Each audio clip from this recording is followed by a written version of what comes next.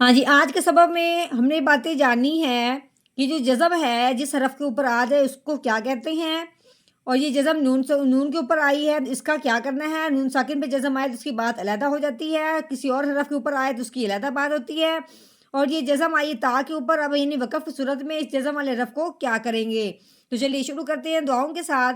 तो आपने मुकम्मल ध्यान और तवज्जो से पूरी वीडियो सुननी है, इंशाअल्लाह आपको बहुत ज़्यादा फ़ायदा होगा।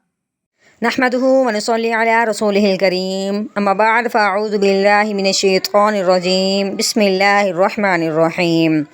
अस्सलामु अलैकुम व रहमतुल्लाहि व बरकातुहू। उम्मीद है आप सब खैरियत से होंगे। इंशाअल्लाह जहाँ होंगे ईमान और सेहत की नेमत से माला माल होंगे। हाँ जी, तो आगाज़ करते हैं हम अपने आज के सबक का दुआओं के साथ। तो चलिए शुरू करते हैं।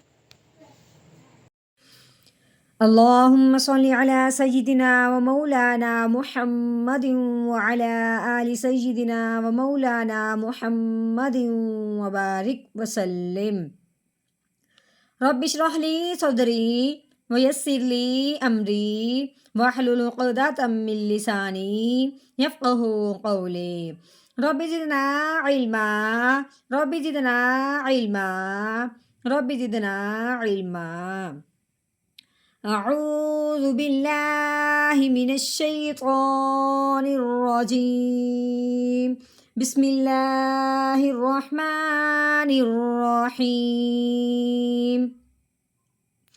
हाँ जी, ये वाव है, वाव के ऊपर ज़बर लगी हुई है।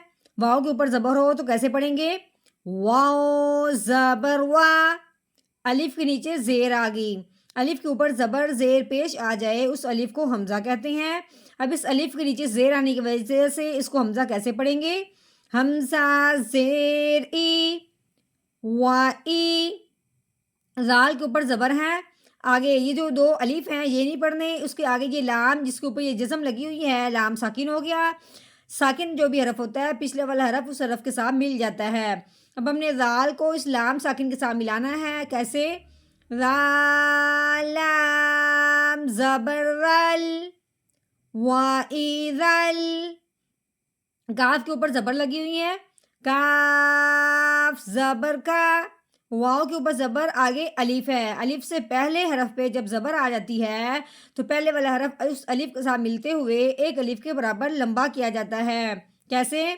वाओ अलिफ ज़बर वा, का वा। हाँ जी, आगे काफ है, काफ के नीचे ज़ेर आ गई।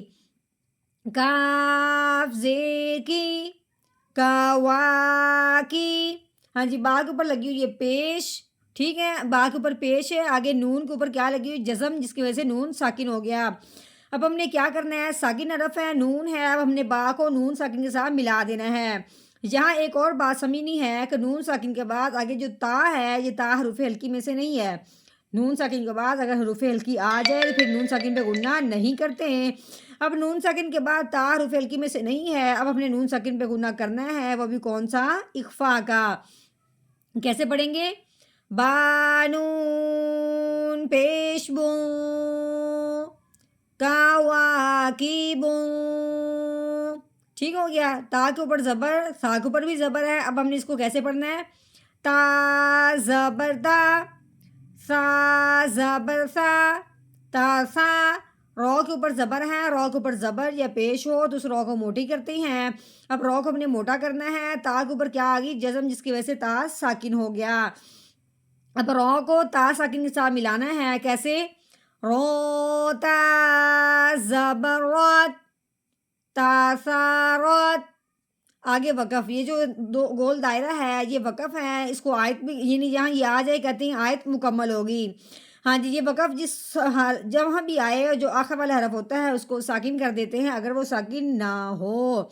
यहाँ पे ता साकिन है तो इसको कैसे यानी क्या करेंगे अब इसको हमने वैसे के वैसे ही रहने देना है, क्योंकि ये पहले से ही साकिन है। सिर्फ़ हमने अपना लहज़ा नीचे को लेके आना है, जिससे मालूम होगा कि यहाँ पे बात मुकम्मल हो गई। कैसे? आगे वक़फ़, तासारत, तासारत। हाँ जी, अब कैसे पढ़ना है? वाइज़ल कवाकिबु तासारत, वाइज़ल कवाकिबु انتصرت